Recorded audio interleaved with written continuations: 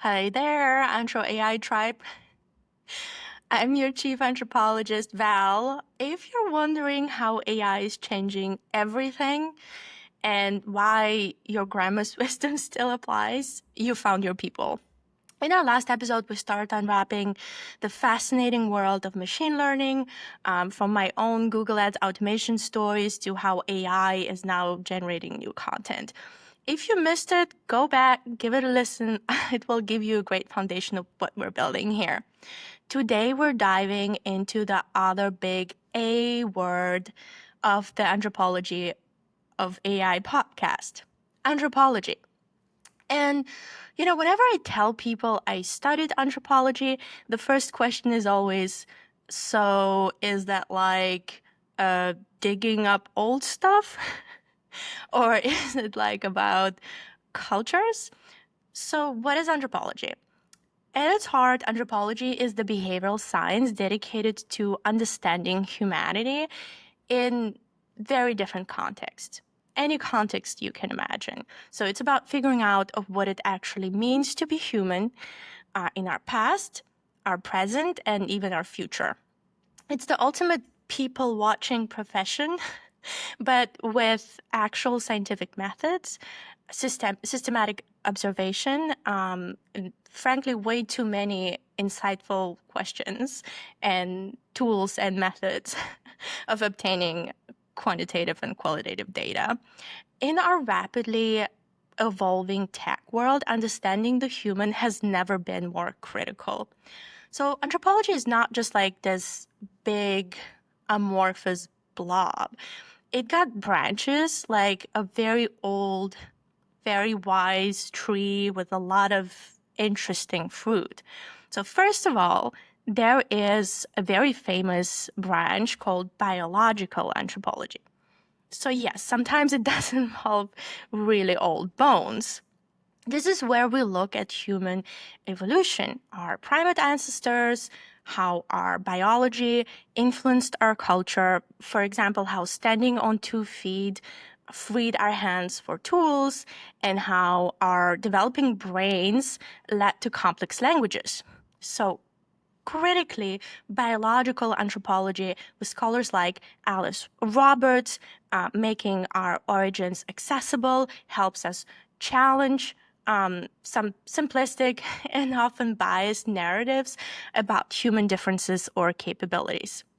So, understanding the biological reality of human variation helps us debunk some outdated, unscientific ideas about race, which is not a real thing, or gender, which does not equal biological sex.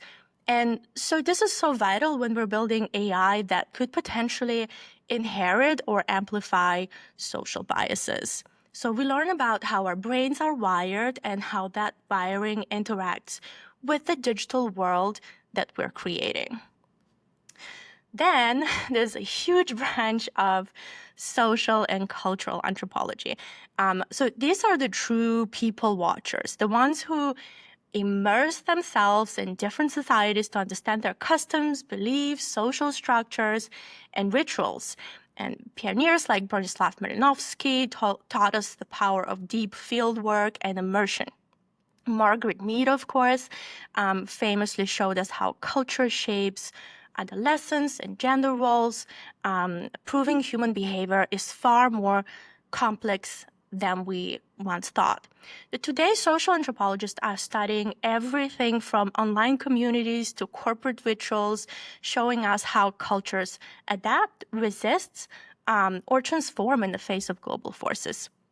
So they help reveal this incredible diversity of human experience and the subtle ways that our groups dictate our individual behavior.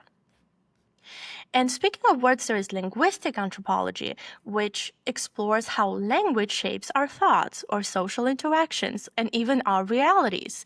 The scholars like Edward Sapir and Benjamin Worf theorized that the language we speak influences how we perceive the world. So understanding this is crucial when AI is now generating and interpreting language on a global scale. We also have medical anthropology, which looks at health, illness, healing systems through a cultural lens. From traditional medicine to modern healthcare disparities, anthropologists like Arthur Kleinman have shown how culture profoundly impacts our experience of well-being and sickness. So the perspective is vital as AI begins to revolutionize diagnostics and personalized medicine. All these branches, all these brilliant minds share a common thread, a deep belief in the power and complexity of humanity. Which brings me to my very favorite quote, my most favorite quote of all time from the incredible anthropologist Margaret Mead herself.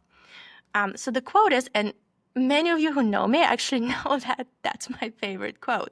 So the quote is, never underestimate how a small group of thoughtful, committed citizens can change the world. Indeed, it's the only thing that ever has.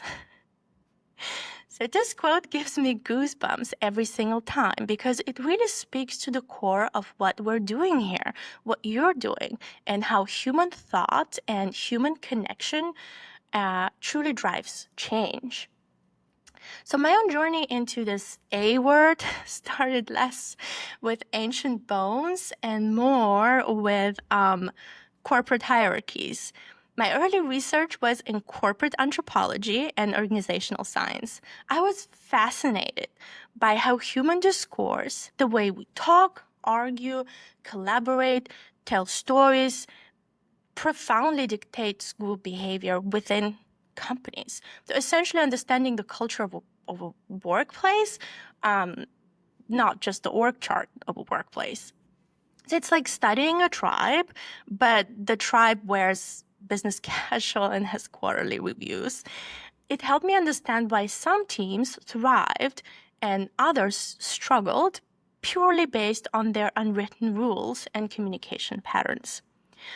This fascination with understanding people in context naturally led me to design anthropology. And this is the point I feel so strongly about. Actually, I recall choosing to do my bachelor's and master of science in anthropology over, say, other fields like psychology or sociology, precisely because this more empiric research methods. So anthropological research is, in my view, groundbreaking because it's fundamentally empirical. It actually started by observing, all these new people that, some of the European expansionists were encountering in different places of the world and trying to make sense of that data. So that's where that empirical, immersive discipline has emerged.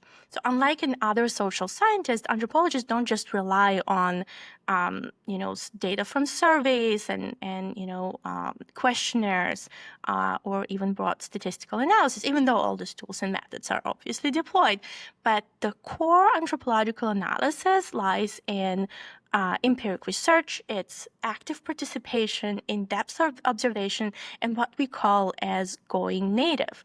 So it's really immersing oneself in the context to truly understand the lived experience from the inside out, to understand the meaning of the context, which I think is quite powerful.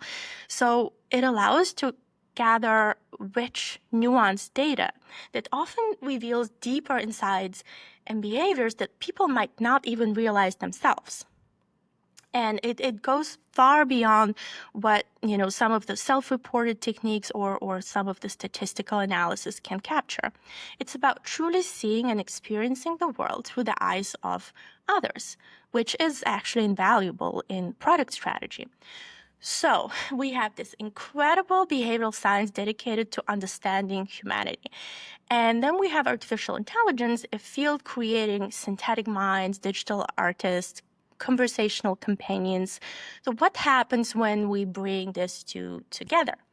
This is where anthropology of AI truly comes alive. So because if AI is artificial, can it truly be artificial if all the content is trained on inherently fundamentally human data? Every book, every song, every line of code, every conversation, every image that feeds these vast language models, it all springs from human consciousness, human experience, human endeavor. So AI isn't some alien intelligence emerging from a void. It's a colossal, complex mirror reflecting back humanity's collective mind, our accumulated knowledge, our biases, our creativity, like all the good and the bad.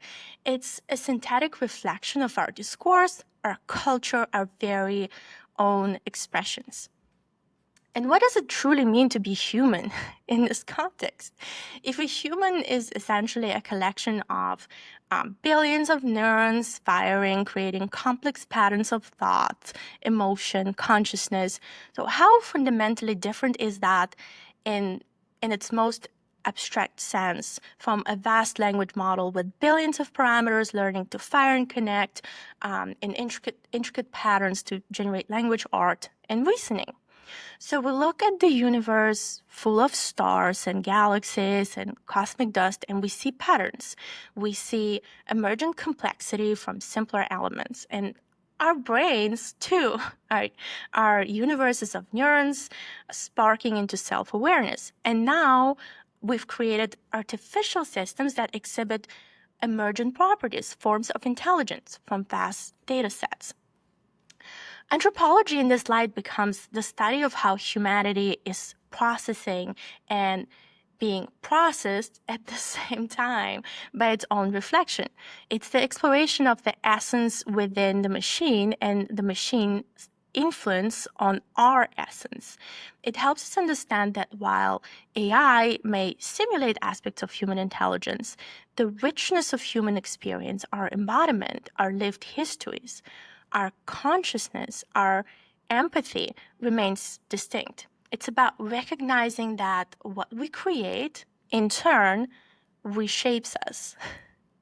It's about understanding that AI is not just a tool, it's a cultural artifact born from human data, shaping human futures. It's the ultimate anthropological project, so it's studying how we, the creators, are changing ourselves through our creations. So, from understanding our evolved bodies and global cultures to corporate tribes and ethical AI, anthropology is quite simply the behavioral science that equips us to truly understand ourselves in the age of intelligence. It's the human key to the AI puzzle. In our upcoming episodes, we'll bring the anthropological lens to specific AI use cases and, of course, welcome some incredible guests to deepen our understanding. Thank you. Thank you so much for exploring what is anthropology with me today. Your presence here is what makes this dialogue possible. Please don't forget to hit the subscribe button on YouTube and Spotify. Leave a review if you enjoyed it, and I will see you very soon in our next conversation. Stay curious.